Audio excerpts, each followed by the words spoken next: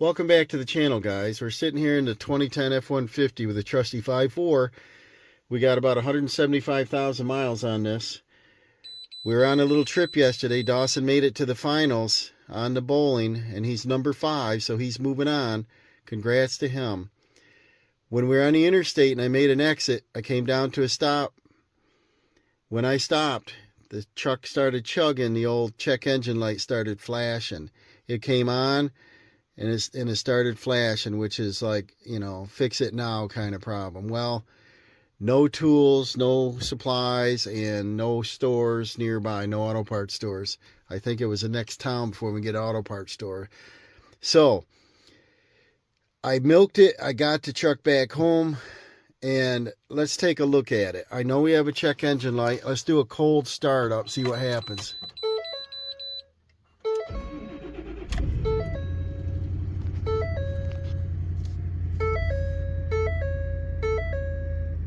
We got no check engine light. Got a little bit of a miss in there if you can hear it. And I think you can hear that little noise there. We've got an alternator bearing that sounds like it's going bad. I don't know if this is all related or not. It says tire pressure monitor fault. It says oil change required. I didn't reset that. We're not due for another 2,500, I think. The tire pressure sensor, it's a battery, and I think the left front tire when I checked it. I wish I could make the light turn off. I don't think we need that. I check my tires for people who don't want to check their tires. So I plugged a scanner in here, and I want to see what we got for codes. Let's see what we got here. P303 pending. Cylinder 3 misfire detected, severity 2 of 3. Here's that noise. Can you hear that bearing? This is a 4th alternator on this. And I've had it for, I don't know, 7 years maybe, I don't know. And been fairly reliable. On occasion I do get a misfire. I can hear that bearing. But recently we did a belt tensioner because it relaxed. The belt was chirping, slipping, and I'm still listening to that. But the tensioner leaned back, and it was just about touching the timing chain cover. So I replaced that. It was kind of reasonable in the $20-some. But this says repair immediately. See it flashing here. We still have no check engine light. But I'm going to go on in and see if I can find misfire data, if this little scanner will work. This is an Innova 5210, a cheap one. Let me check this, see if I can get to it. I clicked into live data. I had another scanner, but it gave me trouble. And I put it back in the box, and then the screen wouldn't light up. So there's some kind of electrical issue with it. But this little cheap one here, I'm not familiar with it. But what I was hoping to find is anything that looks out of range here. 93 degrees? I doubt it.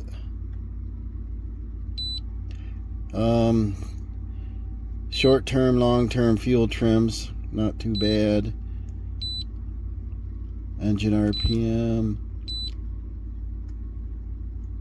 I don't know if we should be at 15 degrees at idle. I thought it'd be 0. Spark advance. 34 degrees sounds more likely. Mass airflow 108. TPS 14. Let's see what I can find. See if I can go to a misfire counter or something. Figure out how to do this. But in the meantime, you hear that bearing? And it changes with RPM. So I ordered another alternator. I'm going to have to replace the alternator. And what I was getting at is I didn't know if we had a short or something in the alternator, and it's doing a backfeed to the computer or something, because I never seen a misfire act that bad yesterday. It bucked it like we're out of gas kind of thing, you know. It did not stall, but it was terrible. I come up to a stop and I had to put it in neutral because it was shaking us all over the place. Now the truck's running perfectly smooth. No vibration, no shaking at all. I think I'm just going to go out under the hood and I'm going to check out the ignition coil on 3, see what that looks like. Maybe look at the boot, see if there's any moisture or anything on it. Well, it just so happens they're target practicing across the street. Seems like every time I want a video, they're over there making noise. So what we got, 1, 2, 3, 4. So this is cylinder 1, passenger side, 1, 2, 3. This is our suspected cylinder. And what I want to do is, that's probably a 7mm. I want to back that bolt out, pull this coil up out of here, and see what's going on. I want to inspect the wiring on the coil and the fuel injector. I want to make sure there's no spread contacts, dirt, water. And if you look, there's a bunch of debris down in there. I don't know if you can see that. A bunch of junk in there. So before I pull that out, I better blow that out. So I think I'll bring out one of the Ryobi blowers and or vacuum. Got a flashlight. Let's see if we can get a better view down in here. What I like to do is look things over real good before I touch anything, you know. There's a lot of junk. What a poor design setting the plugs down in there like that. And every one of them's got debris in it. And this is a fender well. And we got a splash shield that doesn't go down and cover anything. I don't know why they do that. I'm sure that helps the manifolds getting that salt and water blown on them while they're hot. And you see up here, so much is wide open, you put your hands up through there, and then all that junk blows up on the engine. So I'm sure these coils get hammered with a little bit of snow and water for sure. But I want to check out these electrical connections, get that debris blown out of there, and lift them coils up off the plugs, or at least that cylinder 3. I don't know if you noticed what I noticed there. I've been in here lots of times. Right here's a ground strap. There's nothing on it. It used to have a wire in it, and there is no longer. I'm going to look into that. There is a computer ground here. But I'm going to look around and see what I can see. You know, you always check for blue crusties and mice, wires chewed, obvious things wrong. But that cable's totally missing. Probably mounted to the engine. Let's check into that. And then here's your cylinder 3. I blew the debris out of there. And here's your electrical connection. And you see what I see right here is we've got it looks like a heater hose. I wonder why it loops around like that. It's factory, but see, this hose has a protector on it, and that thing bounces around and touches that coil. That's another stupid design. Look at that. And I wonder if I lift that up and see if there's a spot of rubbing on it. And the key was, I was driving along on the interstate, speed limit 65, we're all doing 65 plus, you know, and then you come up to a stop, the engine would be very warm. You know, coils right here, heater hose right here. It was a pretty cool day, so we had the heater on. But let me look things over. We could have some issue right here. They should have rerouted that. It's resting right on the wires. So I disconnected the electrical. It looks good. All the wires have tape on them before they go in the harness, but There's a lot of room. I shouldn't say a lot of room, but there's a little room between this fuel injection and injecting a plug and the coil, and this one, it's like touching the coil.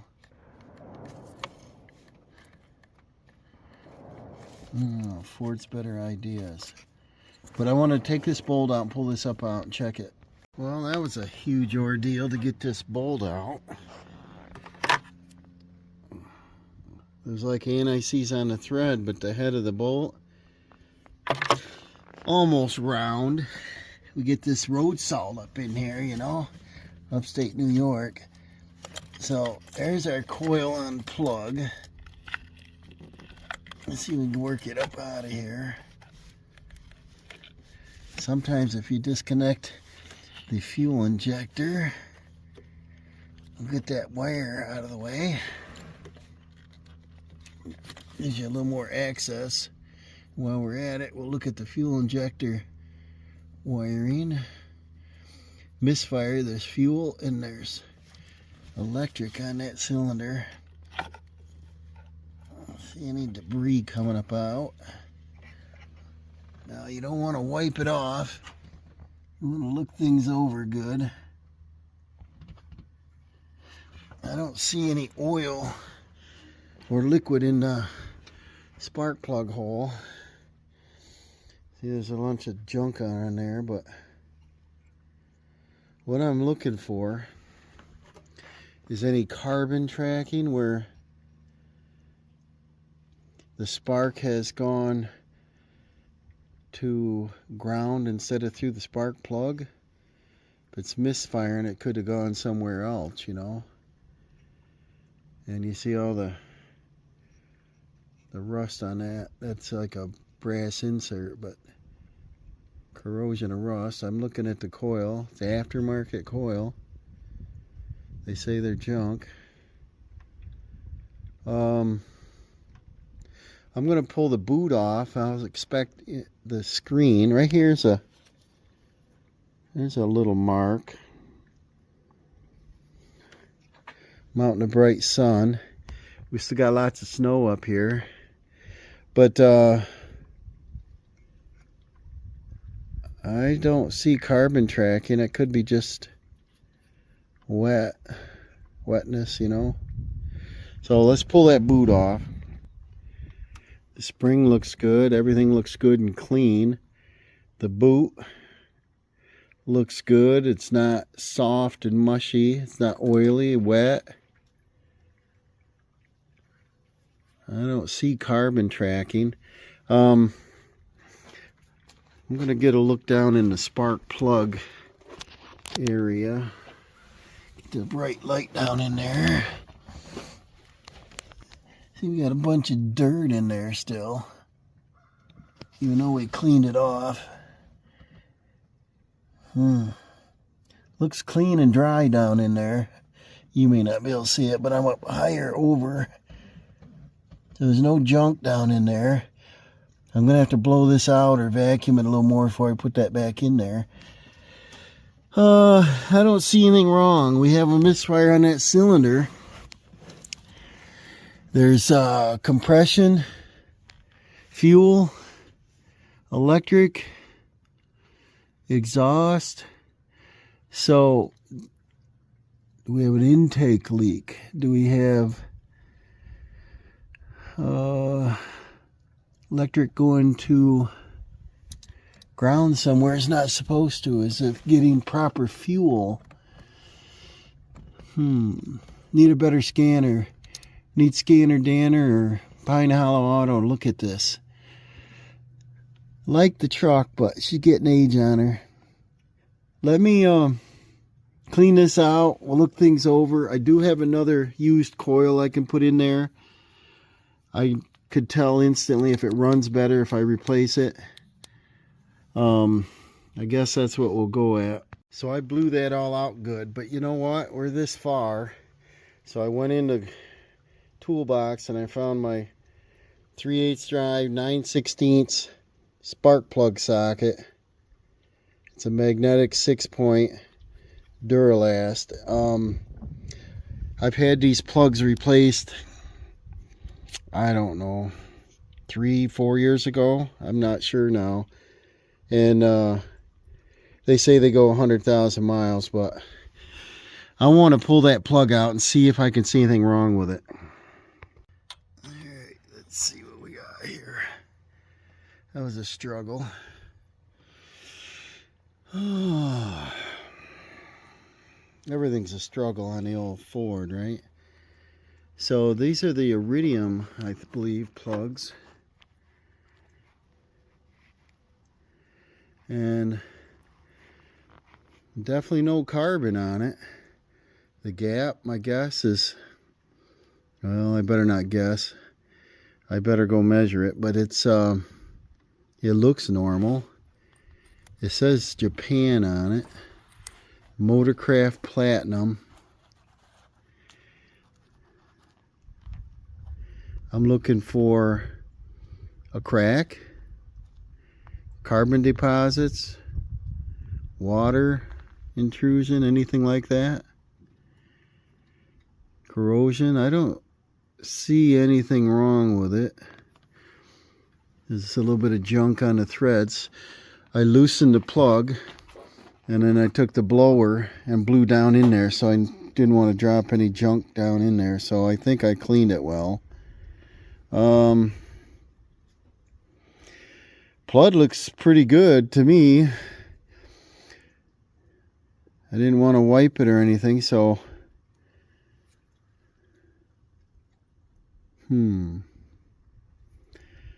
they always seem to get this little bit of brown right along that edge. I know that.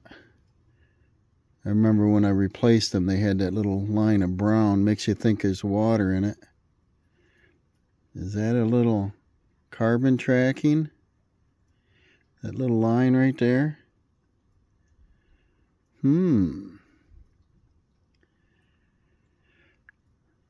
I might have saved the plugs from a couple years ago, whatever. I got a box of miscellaneous. I did have an ignition coil that went out on me before. That's probably the one.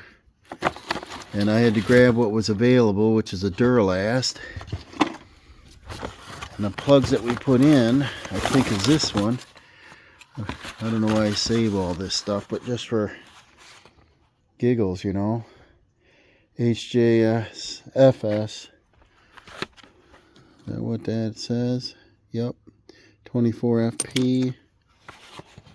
So you got to buy them in a 4-pack for an 8-cylinder. That's strange, but I'm going to look up the gap and I'm going to see if that's just where I unplugged it or if it's carbon tracking. And on the boot, I would think there'd be some kind of telltale also. And I'm outside in the bright light. I don't see anything. I'll get another set of eyes. I'll ask Dawson to come out and look at this. See if he can see something I cannot. And if nothing else, we got the Misfire. I've got plugs down the bottom of the box, I think. Got ignition coils. Basically anything I've ever done on the truck, I try to keep the parts. And if I got another spark plug, I'm going to glance at that. I may put one or both in right now, like say the different plug, put the same coil pack on to see.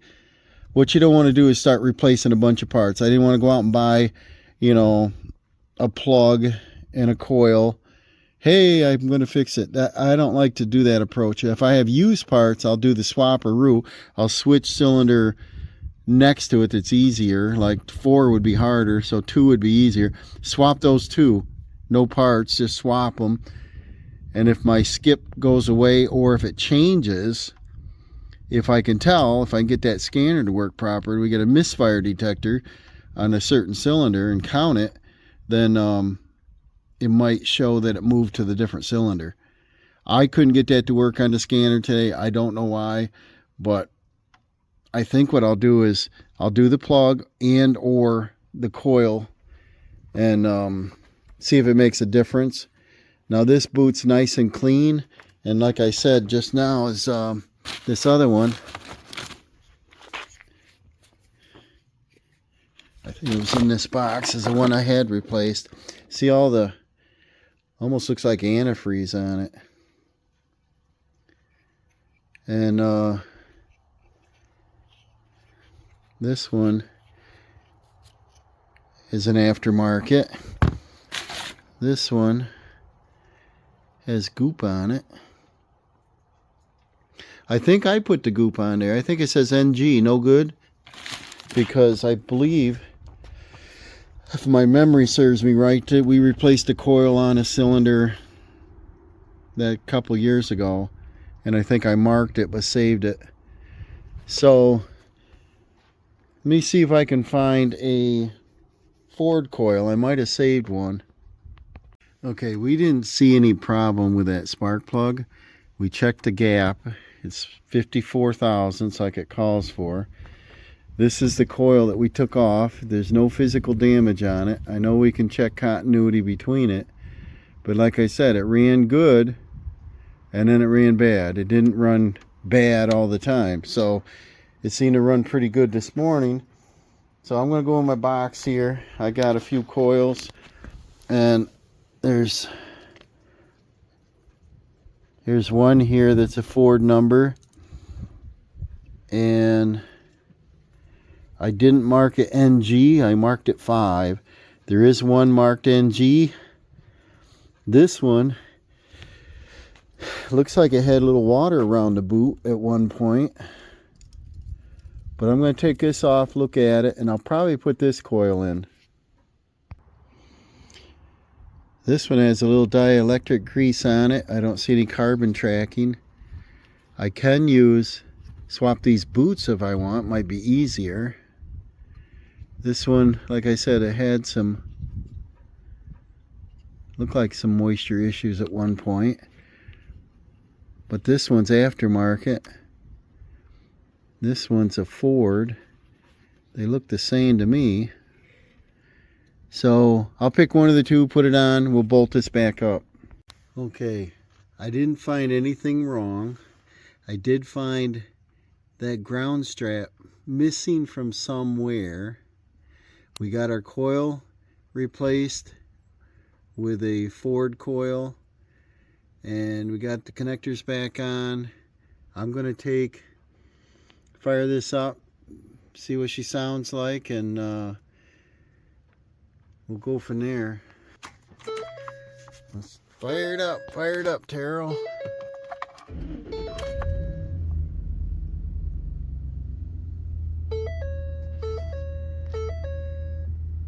Feels pretty smooth. Let's go listen to the exhaust.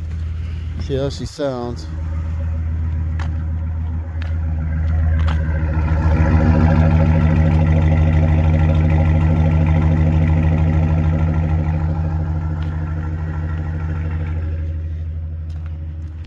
Sounds pretty smooth for 2010. And she's got some miles on her. Let's see what we got here.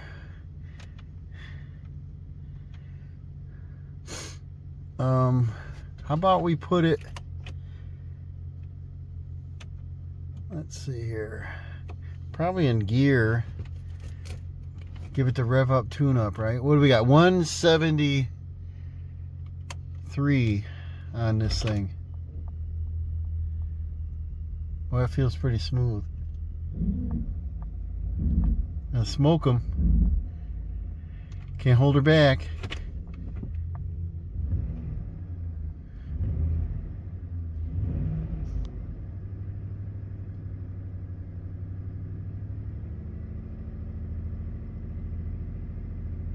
I don't know, she sounds pretty good, guys. So that's probably all I'm going to do today.